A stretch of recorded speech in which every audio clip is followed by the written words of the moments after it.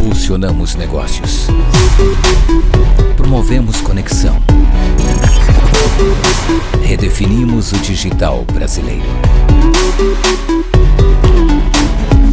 Abradcast, o podcast da Abrad. Fala, meus amigos! Estamos começando mais um episódio do Abradcast, o podcast da Abrad. E se você não é ainda associado da Abrad, você vai tirar uma foto desse QR Code e vai fazer parte desse ecossistema, que é o ecossistema que mais cresce no país, meus amigos. Hoje nós estamos num dia maravilhoso, uma honra te receber. Marcel Matsuda, da Frito Comunicação. Obrigado pela presença, meu amigo. Ô, Lucas, sou eu que agradeço a participação aqui na Abrad. Também um convite da Joyce aí que nos ouve.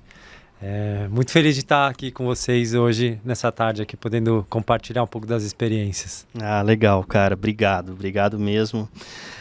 Bom, eu gostaria primeiro que você se apresentasse, né? A gente vai entrar num tema aqui maravilhoso, do consumo à cultura, como marcas criam comunidades apaixonadas. E para falar disso, nós vamos entender um pouquinho como o Marcel, né, vive, enfim, como se alimenta, onde... Ele fuma... Como ele faz para ter essa paz introspectiva, né? Muito bom. Por favor, meu querido. Bom, Lucas, sou o Marcel Matsuda, pessoal aí de casa, telespectador Abradi. Sou Marcel Matsuda, estamos no mercado há 17 anos.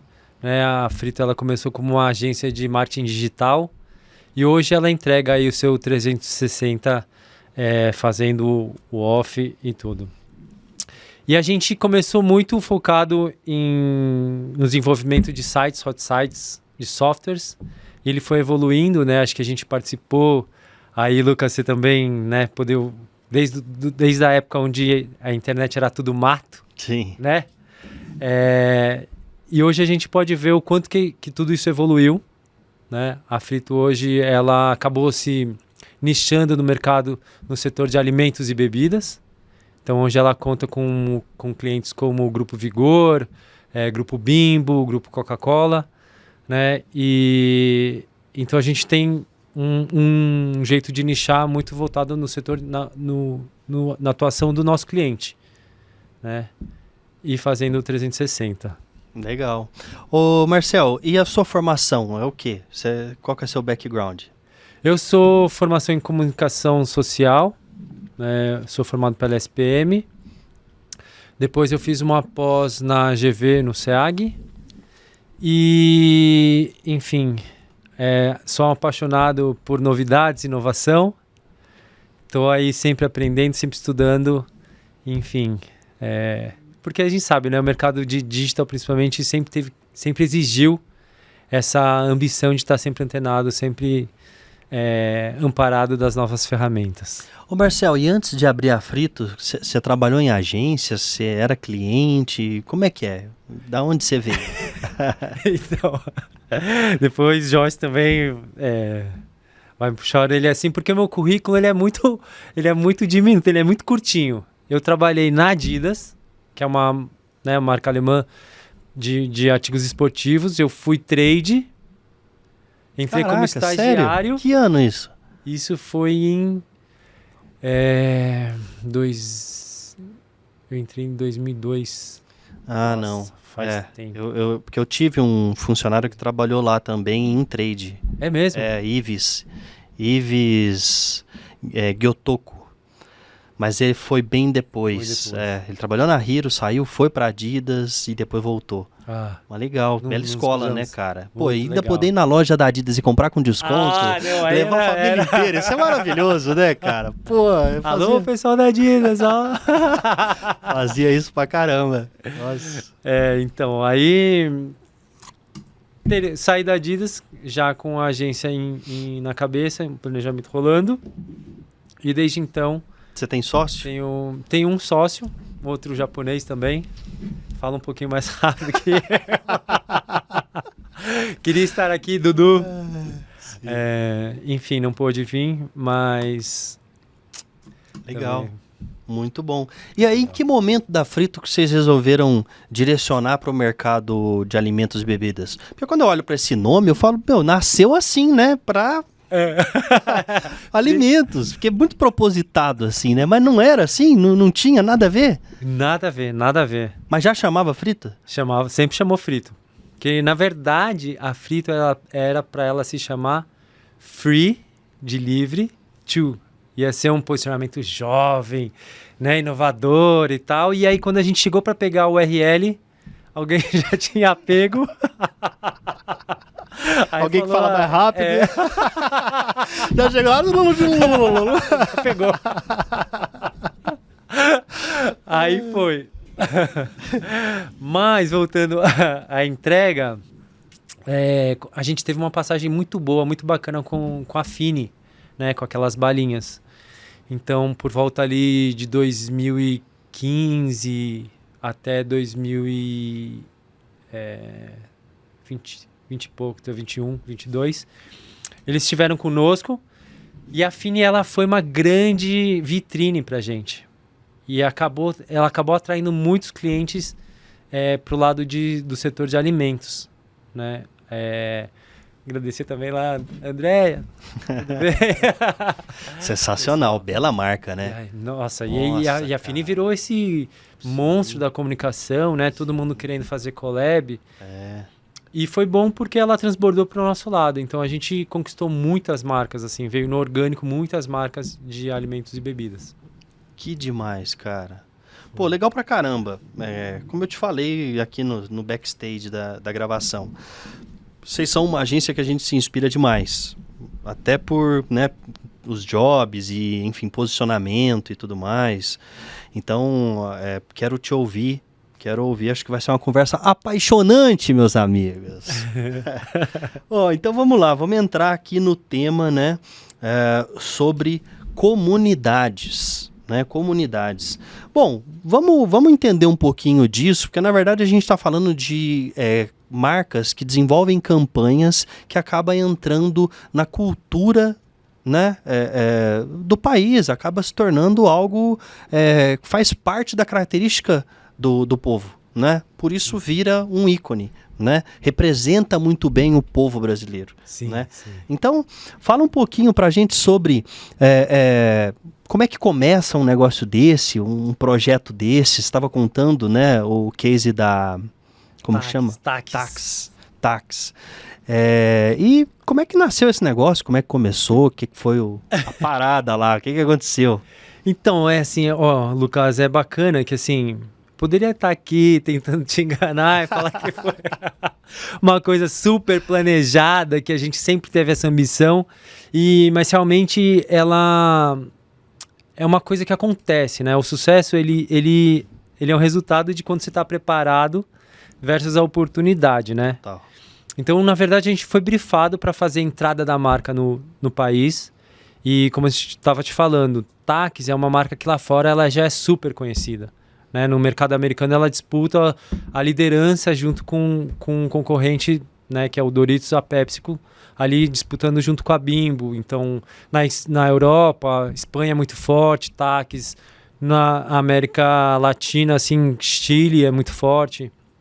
Enfim, então a gente tinha que ajudar o cliente a fazer a entrada aqui no país com o foco em atuar na Gen Z como target. Né? Então a Gen Z por si só, ela já é um caso à parte. Né? Você não dá para você conversar ou fazer comunicação de marca como se fosse para qualquer outro target. A Gen Z ela é um trabalho muito específico. É a nossa geração? Podemos nos incluir nela ou não? É que entrega demais? Aqui um branquinho aqui, um branquinho ali, né? Um branquinho, você ainda tem cabelo, meu amigo. Eu nem tenho mais, tá triste. Boa. E aí, a gente começou esse trabalho de redes sociais. E sim, obviamente, a gente teve erros e acertos, né? Não dá para acertar todas.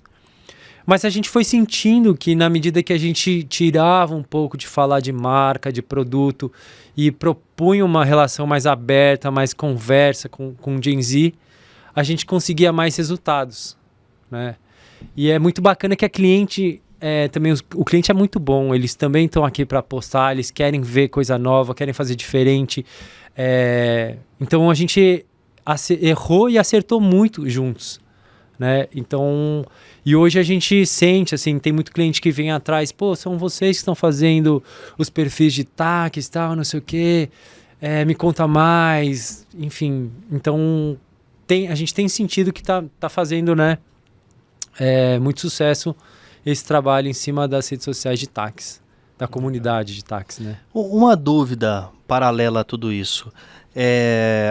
Quando você nicha nessa vertical de negócio, você precisa tomar cuidado em relação a concorrentes? Porque, por exemplo, vem alguém da área da alimentação, né? E aí você tem que ver se concorre, não concorre, ou não, é mais tranquilo. Como é que é isso?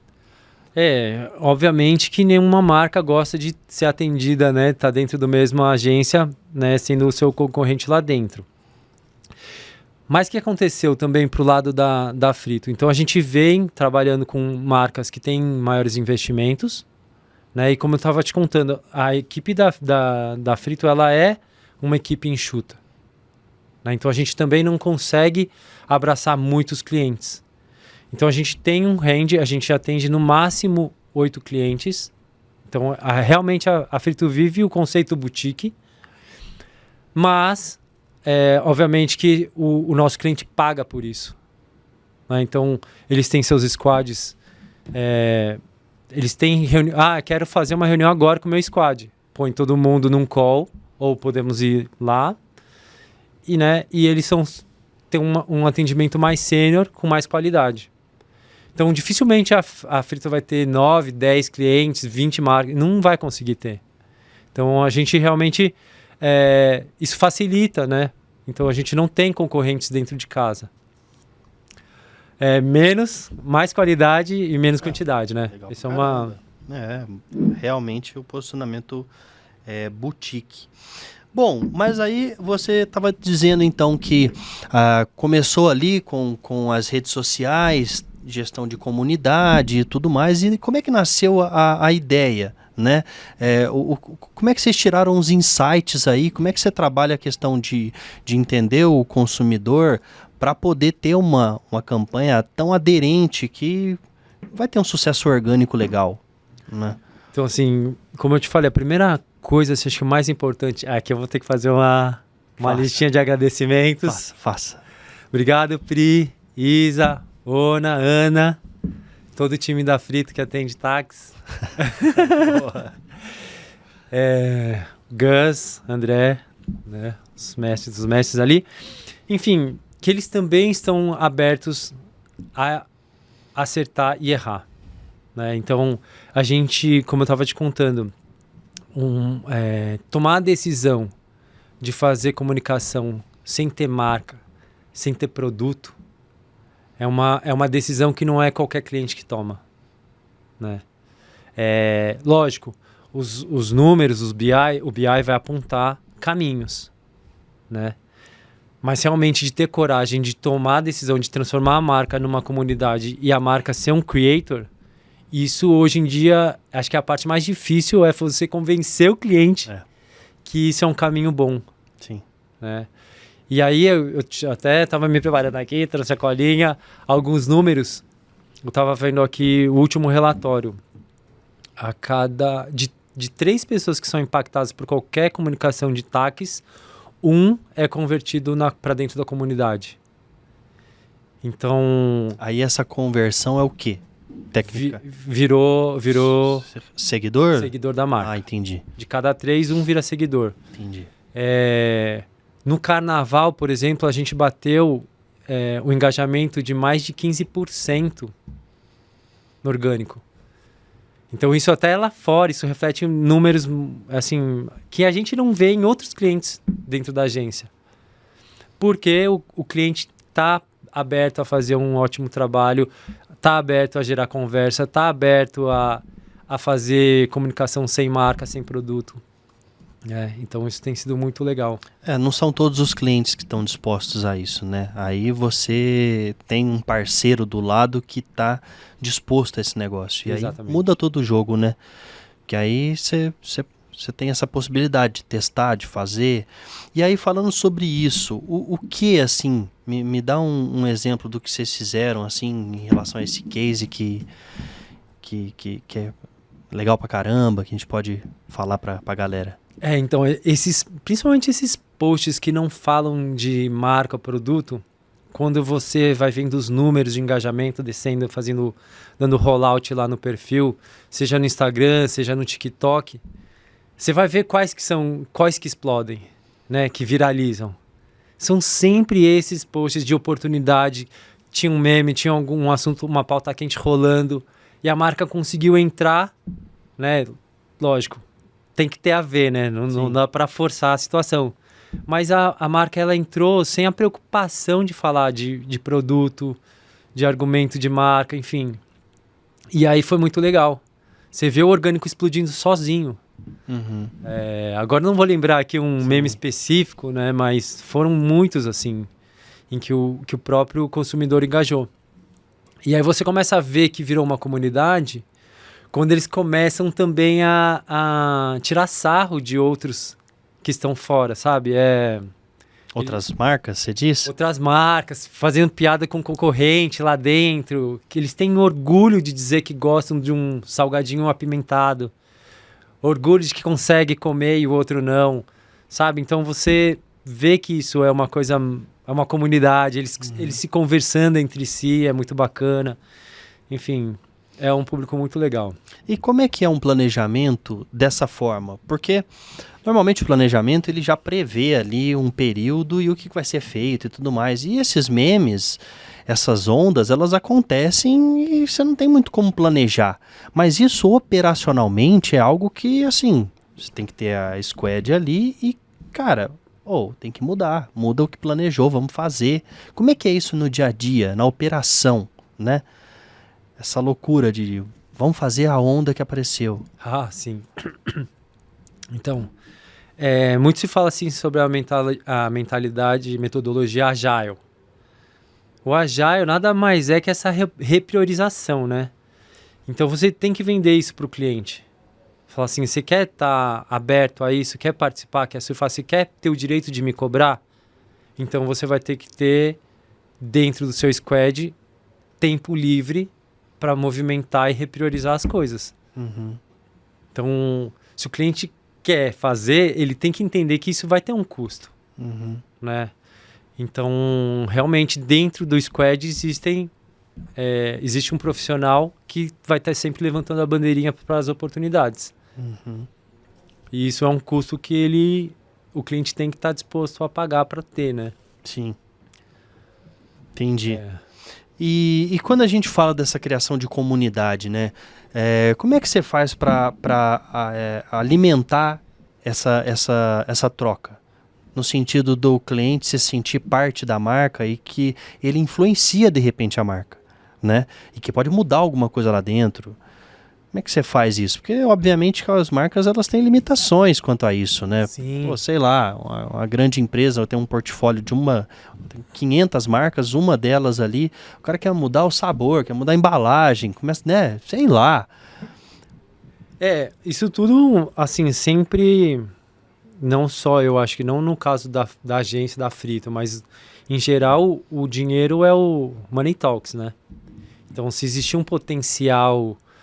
que justifique comercialmente a mudança, e a gente vai apontar isso em cases, naturalmente a indústria vai olhar com outros olhos, né? Sempre tem que ter a contrapartida.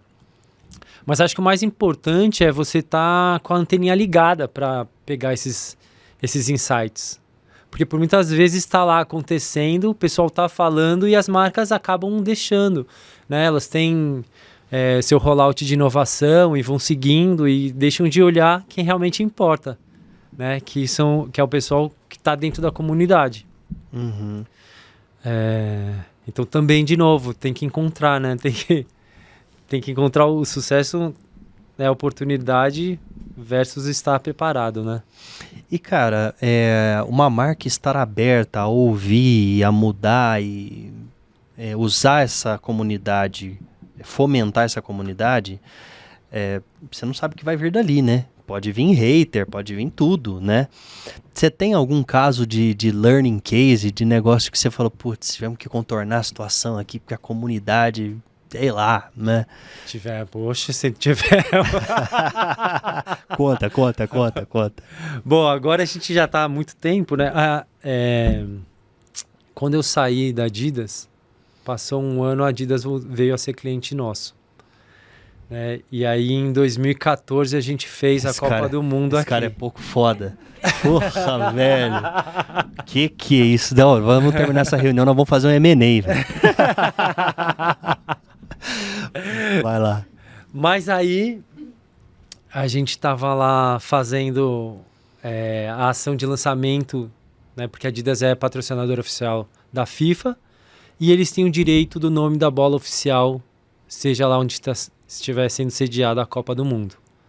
Né? Então a gente tinha aqui, tinha sido a Copa da África, a Jabulani, e aí a gente ia ter o lançamento aqui no Brasil. E aí o Osmar Santos começou um movimento junto com os seguidores deles de deixar o nome da bola no Brasil de gorduchinha. E a Adidas, né, os alemães, vai explicar. É que você traduz isso pra ele.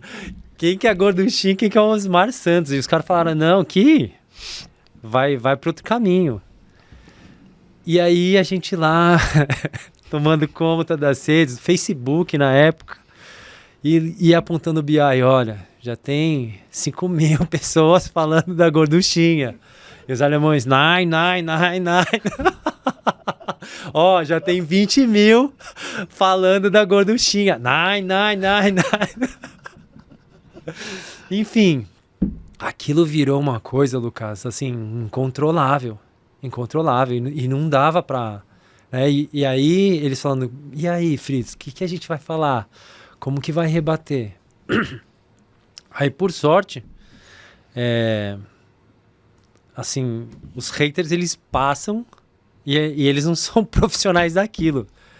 Então, aconteceu todo o movimento, a marca se aproximou do Osmar Santos para ter ajuda, para baixar a história. E a gente ficou assim, véspera de Copa do Mundo, sem postar, sem comunicar, e todo mundo ali abaixado na trincheira. Vem cá, velho, filha da mãe. Cala a boca, pô. Enfim, mas acontece, né? Isso aí qualquer qual marca. Foi o nome aberto. No fim das contas? Brazuca. Brazuca. Pô, era muito melhor gorduchinha, Poxa, né? Muito melhor, Pô, muito melhor. Velho, era muito melhor. Nine. Que isso, Poxa. cara. Muito bom. Não dá pra acertar todas. Né, é natural, né? E o que você viu no mercado, assim? Aliás, primeiro, quando você vai atrás de alguma marca, óbvio que muitas vêm pela questão do case, mas você escolhe, você fala, essa marca aqui eu queria atender, porque, pô, eu já tenho um projeto, eu pensei numa coisa assim, marca, vem cá. Vocês fazem umas coisas assim? De ir atrás de algumas marcas que vocês querem atender e apresentam uma loucura lá? Não, assim, eu tava até te falando assim, ainda bem que eu trombei a menina aqui do SDR aqui. Rapaz, o cara desse arrebentando, 18 anos de agência, o cara tem SDR, cara. Tô precisando de um japonês desse lá da minha agência. Mas tem um jeitinho, sim. Ó, eu não tô mentindo, eu vou falar aqui, ó. Já vi que você é transparente, meu amigo. Pode dia, tava eu e o diretor de operações, falei, cara, sabe meu sonho ia se atender a Jundiá. Deu assim, 3 dias, recebemos um e-mail da Jundiá. Não acredito. Calma. Você leu o segredo, aquelas coisas, constelação familiar, eu não sei, yoga, macumba, terreiro, sei lá. Cara, eu acho que no final, Deus é frito, sei lá. Deus é é frito. Deus é Porque mais não. é. Deus é frito, meu amigo. Porque eu não sei, mas e aí eu esqueci até o nome. Ah, e eles ficam lá em Jundiaí, né? Que a Fini era lá. E no nosso caminho tinha uma outra. Sabe o que é enforca-gato? Sei. Tem uma marca de enforca-gato que chama Hellerman. Quando veio a Jundiá, a gente sempre passava na frente da Hellerman. Aí eu falei, cara, já veio Jundiá. Isso tinha sido 2 dias atrás. Sabe o que ia ser bom se a gente atendesse a Hellerman? Porque aqui tá tudo na mesma rua. Sério? Cara, semana seguinte veio o e-mail da Hellerman. Não acredito. Eu juro por Deus. Sério? Ó, não dá pra mentir fritou. aqui. É. Ele ficava de cara e eu ficava de cara. Cara, você Caraca. falou Jundiá, apareceu. Essa nossa prospecção é assim. É espiritual. É ele, é ele. Conexão. Só ele, Conexão é. com o ser. Graças a ele. É ele, só quem manda é ele. Mas você sabe que a grande agência tem muito isso assim, né? Você tá participando de uma concorrência, sei lá, quando a gente tava participando de Magnum, o meu sócio veio de grande agência. Eu sempre fui cliente. E aí ele falava, cara, vamos chupar sorvete todo dia. E aí comprava Magnum todo dia. Ele falava, cara, lá na agência era assim. Então quer Del Valle, cara, bebe Del Valle, todo mundo vai beber Del Valle.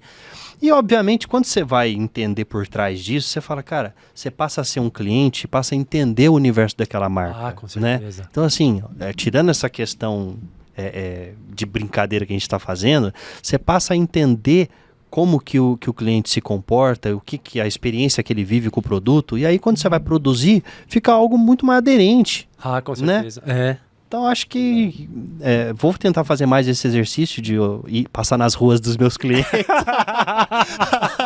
pra ver se rola. Mas acho que faz todo sentido, né? Nesse ponto. Vamos comprar umas Ferrari aí, velho. Vamos alugar. Vamos começar alugando.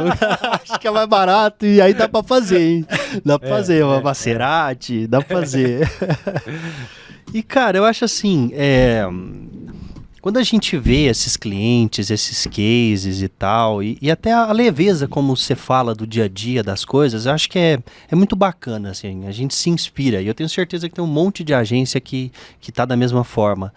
O que você daria, assim, de dica, de trajeto, sei lá, de alguma coisa que na tua caminhada foi um turning point, assim, uma virada de mesa, que você fala, pô, talvez isso aqui te ajude ou encurte algum caminho nessa trajetória de 18, quase 20 anos aí, cara? Ô, Lucas, você tem um lado profissional ou lado espiritual? Os dois. Bom, Eu acho que uma coisa anda com a outra. O espiritual, eu acho que não existe um empresário viver com sanidade se não tiver uma força maior.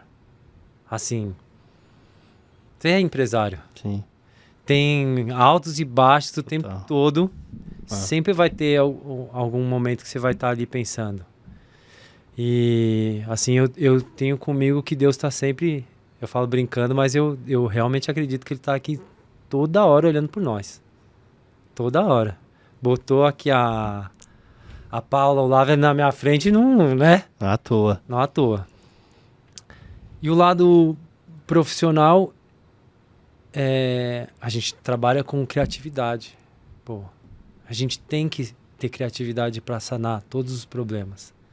Não existe empresa que pegue e vai retinho. Né, lá o cara botou, queria fazer o foguete da ré. Mas quantos foguetes o cara não explodiu lá? Você tem que ter, né? E se você pensar a criatividade, você vai saber contornar aquele problema. Pode ficar cegado que você vai saber. E vai caminhando. Aí quando você vê, você tá lá com 5, aí depois você tá com 10 anos, 17, vai indo, né? Que demais, cara. Pô, legal pra caramba. Faz total sentido o que você tá falando, concordo. Vai muito de linha com o que eu penso também, sem dúvida. Bom, e quando a gente fala, cara, dessa questão de olhar para outras marcas e ver o que deu certo, o que não deu certo, é muito fácil você errar a mão, né? E forçar uma barra para alguma coisa que talvez não tenha aderência, você não entendeu direito um público, né? Então, como é que você faz para entender a informação que você tem de troca com esse público para chegar com uma coisa aderente e não errar a mão? Ali, hoje, Lucas, graças a Deus, a gente tem um monte de ferramentas para não deixar errar, né? Você também tá nesse meio, sabe o quanto hoje a gente está amparado por números e estatísticas para não deixar errar. Aí é BI, é isso? BI puro, porque hoje também é difícil você convencer um cliente sem trazer números. Você não consegue tomar a decisão assim, né, antigamente, anos 90 aqui, ó, acho que vai para cá. Não passou, não dá mais para fazer isso. Mas, cara, criatividade tem muito da mão do gestor e o quanto ele está disposto a correr um risco para testar, validar o negócio, né? E, às vezes você não tem muito número sobre alguma coisa. Você tem um feeling que aquilo ali vai dar certo. Aí o cliente faz o quê? Ele confia e diz, vamos fazer, e aí é muito de cultura de cliente, ou, sei lá, o que você faz? Alguma magia aí vai dizer o cliente, vamos lá. Não, então, é sobre aquela metodologia Agile. Se você for testar, você tem que ter testes, né? O BI vai te apontar. Então você faz microtestes. Quero caminhar para uma comunicação assim. Bota 0,1% do orçamento, faz um teste nas redes sociais, engajou, foi legal. Vamos testar agora, colocar 10% do orçamento? 10% foi legal. Vamos fazer um novo filme que for o filme da campanha para esse lado? Então tá. Então, você entende? Entendi. Então, o BI, ele, de certa forma, foi te mostrando um caminho para onde você ia chegar. E aí você vai fazendo testes. Vai fazendo microtestes. Até chegar numa campanha. Exato. Entendi. Então, você não vai errar, né? Sim. Falei ali, vou colocar aqui 20 milhões em, né? Entendi. Muito bom. E aí essas campanhas, quando a gente fala de criação de comunidade, a gente também vai para ativação, né? Vocês fazem isso também? Aí a campanha tem um desdobramento também offline, um transbordo? Então, assim, a Frito já passou por um momento onde fazia a BTL, mas hoje ela realmente se restringiu. A parte de ativação, eventos, ela é muito pequena, assim, é mais cobertura, a gente direciona influenciadores para alguma coisa específica, ou enfim, mas aquela coisa de colocar o stand de pé, não fazemos mais, não. Entendi. E essa relação com influenciadores? Hoje é um mercado que, assim, é uma mídia, né?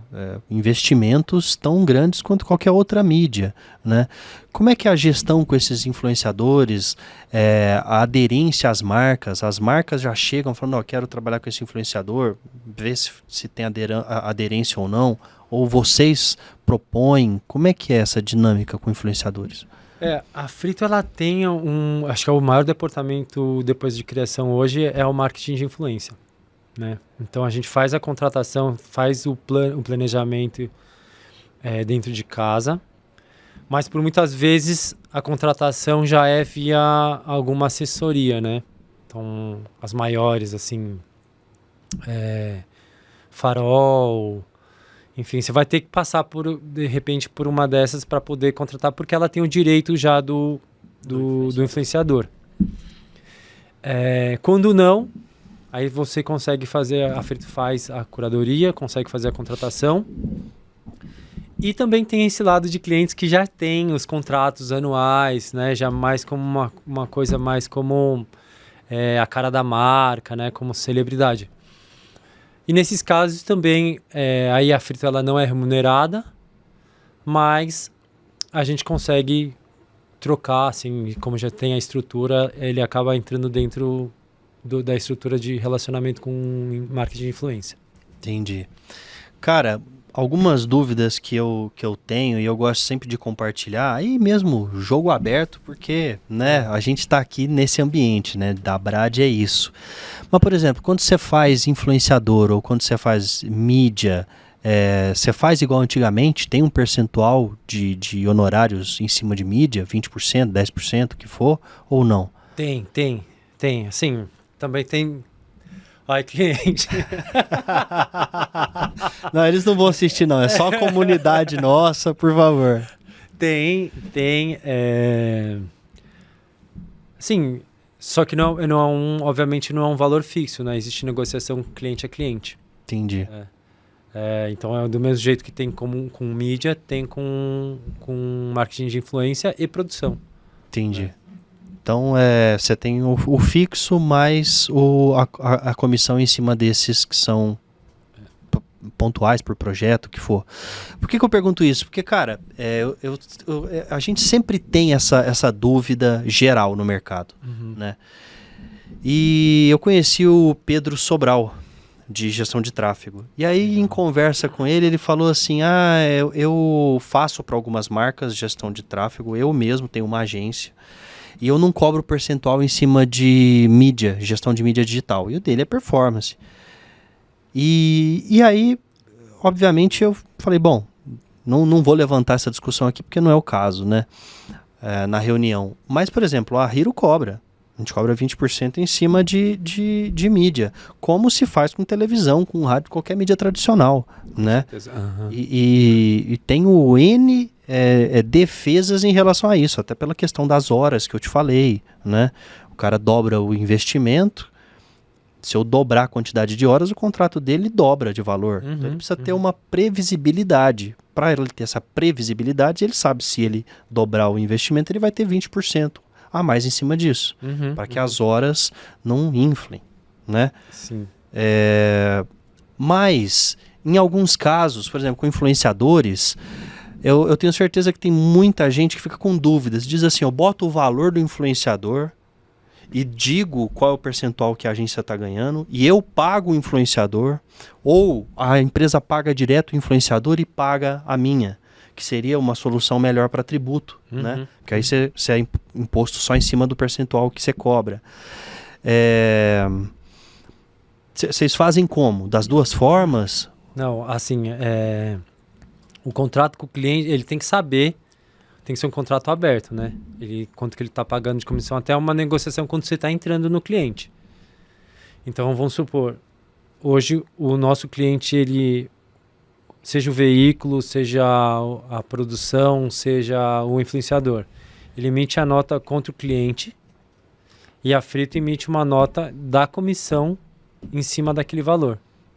Entendi. Que aí não tem bitributação. Mas aí o cliente sabe o quanto que ele está pagando, né, transparente. De agência de fornecedor. De agência de fornecedor. Ah, mas Marcel, eu quero pagar uma nota só. Aí na hora da emissão da nota, tem a emissão de... Tem uma classificação onde não bitributa. Sim, você bota na nota lá o integral e um detalhamento de quanto é o seu. De quanto é a comissão. E aí o imposto é só em cima do seu, não é em cima da nota total. Exatamente. Tem um nome isso mesmo, eu não lembro agora. Nota de repasse. Isso, nota de repasse. Nota de repasse. Aí, para o cliente chega transparente o quanto que é do influenciador, o quanto que é da agência. A agência recebe o todo, paga o influenciador e retém a sua parte. Entendi. Porque os grandes grupos preferem fazer um pagamento único, né, de campanha. Enfim, aí você faz essa descrição e tudo certo. E mídia também, quando é retail mídia? Tudo. Uma direto para pro veículo e a outra só da comissão. Exatamente. Entendi. Inclusive tem clientes que fazem negociações diferentes. Então, quando é influenciador é uma comissão, mídia, quando o volume é muito grande, é outro, e produção, que é um investimento menor, outro. Aí você vai... Por exemplo, quando vocês vão pegar uma equipe de audiovisual, por exemplo, né? Precisa ter alguma captação e tal, vocês também fazem assim? Paga esse fornecedor, que é terceirizado, e aí o que é meu, você paga direto para mim. Exatamente. Assim também? Assim também. Entendi. Legal. Legal. Fica bem claro pro cliente o que ele tá pagando, para quem que ele tá pagando, É. né? Mas isso achata a margem também? Ah, chato. Ó, agora eu vou ter que falar, viu? Diga! Hora da verdade! Ô, pessoal da Bradina, a gente tem que se unir, porque esse lance de ficar pagando com 90, 120 dias É doloroso. tá A gente demais. tem que financiar, né? É. A gente financia. Pô, a Selic a 14 tralalá, se você vê ali 120, tá louco. A gente tá perdendo muita margem. Então, Total. alô, Paulo. Vamos ali. A Joyce me mandou hoje um estudo, uma matéria que falava sobre um estudo da ABAP com, eu não lembro, o Instituto de Pesquisa. Ah, foi você? Você que Fui mandou eu. da Marcinha Foi. Esteves, que nos últimos 10 anos achatou de 14 para 5 a margem. 5, olha isso, cara. Ah, é difícil, né, cara? Não, então, a Brad Aí tem que se unir ali. Pegar uma ponto 40 e ir lá, né? Bater lá. E aí, galerinha, vai mudar ou não? Mas, cara, isso impossibilita muitas agências pequenas e médias de atender grandes clientes. Porque já tiveram vários casos que a gente teve de troca de agências, de conversas na Brad disso. Que a agência chegou, fez um orçamento, mandou, aí bateu em compras, é para 90, 120 dias. Não, então aí o preço é outro. Não, se o preço é outro, desencana. Eu já tenho outro fornecedor aqui. Mas, cara, o negócio já estava fechado, já estava em compras, né? Foi para compras, falaram, agora tá fácil. Não, o negócio deu uma reviravolta, perdeu o negócio por causa do prazo. E, às vezes, a empresa não tem a liquidez para bancar aquele período, né? Porque é botar dinheiro na frente. Pois é. Né? Pois é. É financiar. Então, se não tiver isso no preço, como é que você faz? Eu, muitas vezes, agora eu entro e já pergunto, tem departamento de compras? Ah, então tá bom. Eu sei que eu vou ter que negociar com essa galera, né? Porque o papel deles é esse. Sim, né? sim. E o prazo. Qual é o prazo de pagamento? Então, isso já vem na discussão do briefing, porque isso vai influenciar na precificação. Vocês fazem isso também? Ou não? Fazemos também, tem uma dica boa pro pessoal, para as agências que precisa de liquidez, que é o lance do risco sacado. O que é isso? Sabe o que é? Não sei. Os grandes bancos, eles têm uma regra onde... Obrigado. Nada. O cliente, ele te homologa no banco e você pode antecipar o recebimento. Lógico, você vai você ter tem um uma taxa spread, ali, né? tem um spread, então você tem que calcular para ver se vale a pena. Mas nos 120 dias, meu amigo... Qualquer coisa tá valendo a pena, né, meu amigo? Só não ser 20%, né? Mas é verdade, agora que você falou, ele já dá até o banco, muitas vezes, no RFQ, né? Tem esse banco parceiro e essas taxas negociadas, se você quiser fazer risco sacado. Risco sacado, né? Mas, cara, se a gente tá falando de uma margem que achatou para 5%, você imagina se a gente pegar o risco sacado, aí você, né? Mata. Cara, é umas coisas que realmente a gente precisa usar as ferramentas que a gente tem, como a Brad, para poder falar, gente, vamos entrar num acordo aqui, porque senão fica inviável as coisas e entra no mercado sangrento demais, né? E de uma liquidez que é muito apertada. A gente falou aqui hoje o dia inteiro de liquidez, cara, com todo mundo, é incrível. É um problema, assim, geral. Geral. O Marcel, me diga uma coisa. A Frito tem intenção de fazer um M&A? Você olha para frente, você quer continuar sendo uma agência independente? Como é que você projeta a Frito, você, teu sócio, para os próximos anos? Não, assim, nunca diga nunca. Nunca diga nunca. Mas hoje, assim, a curto prazo, não. Já fomos assediados algumas vezes. Agora, no curto prazo, a gente está esperando para ver a maturação desse posicionamento, né? Então, a gente fez a virada em 22 para 23, 24 e 25. A gente está começando a... A virada que você diz de focar? De focar. Caraca, é recente pra caramba. É recente. Nossa, não imaginava, cara. Não, até finalzinho do ano passado, a gente ainda tinha uma marca que não era food. Caraca, foram 15, 16 anos Geral, Geral, e aí agora direcionamos. pós-pandemia. Porque a gente começou a ver, assim, um que já estava vindo orgânico e outro que a gente entrava em concorrência e não tinha, era... Pegado, um approach. Você não tem um diferencial, sabe? E a gente começou a notar que quando a gente chegava com um discurso de não, eu só faço isso, sou especialista nisso, a gente tinha uma vantagem, assim, a gente tem hoje, né? Então a gente teve algumas concorrências contra agências muito maiores que a gente, recente, que a gente levou por conta da especialização. Entendi. Então antes era muito difícil, chegava com uma agência de grupo ali para bater numa concorrência, apanhava que nem cachorro, pô. Foda, né? É por isso que eu falo de M&A aqui, porque justamente você bota uma VML, uma WP, né? Essa etiqueta faz diferença e acaba sendo isso. O gestor de uma grande empresa fala, eu vou ter que contratar. Eu vou apostar nessa aqui que eu não sei. Eu vou contratar uma de etiqueta, porque se der ruim, mas contratei uma etiqueta, pô. Não é na minha que tá na reta, né? Pô, então acho que tem muito disso para as agências independentes, né? O gestor tem que acreditar, tem que botar o dele na reta também. Não sei se é um pouco difícil, né?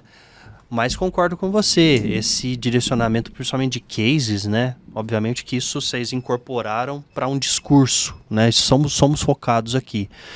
Mas faz total diferença, né?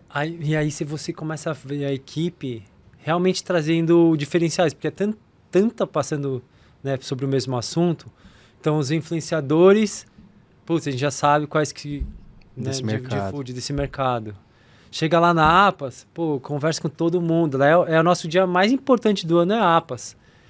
E aí você vê cliente que estava conosco, aí já foi para outra marca, eles se conhecem. E aí na concorrência, tem aquela agência que é independente, que está ali brigando, tem a de grupo e tem os fritos que são especializados em food. Vai ganhar? Tem vez que sim, tem vez que não. Mas pelo menos a gente descolou um pouco de ser mais uma agência, né? Uhum. E a gente tem convertido mais, entregue mais conversão para o nosso cliente. Uhum. Então até retail media, as agências que não estão na indústria, que não tem o varejo ali, não vai fazer muita diferença.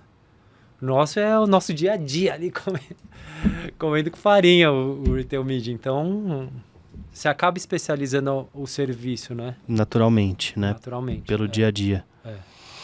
Demais, muito bom. Marcel, muito obrigado pela conversa. Foi sensacional, né? Faltava só uma cerveja, um vinho aqui que a gente ia, né? Podia chamar um vinhozinho pra gente aí, não? Alô, Joy! E esse podia ser o slogan da agência. Deus é frito, meu amigo. Deus é frito. Porra, bom pra caramba, né? Não? Caraca, obrigado, velho. senhor. Obrigado, senhor. Todo mundo me pergunta, que a agência chama Hiro, né, a nossa. E não tem japonês, né? Tirando a minha esposa. Seu sócio não... Não é. A gente, esse negócio saiu de uma parada. Então todo mundo chega e fala assim, legal a agência, mas cadê o japonês? Pô, não tem japonês, cara. Acabei de achar o japonês. Acabei de achar o japonês. O nosso japonês da Hiro é frito. Demais, meus amigos. Espero ter colaborado aí, poder ter ajudado um pouquinho, né, pro teu negócio, pro teu dia a dia. Bom, você tem um QR Code aqui, não esquece de se associar, fazer parte, tá? Venha, que esse ecossistema ajuda, colabora a fazer com que a tua agência, o teu negócio cresça e evolua, meu amigo. Então, não perca tempo, entre nesse QR Code e se associe. Obrigado. Valeu, Marcel. Demais, valeu. Bom demais. Legal. E até a próxima, meus amigos!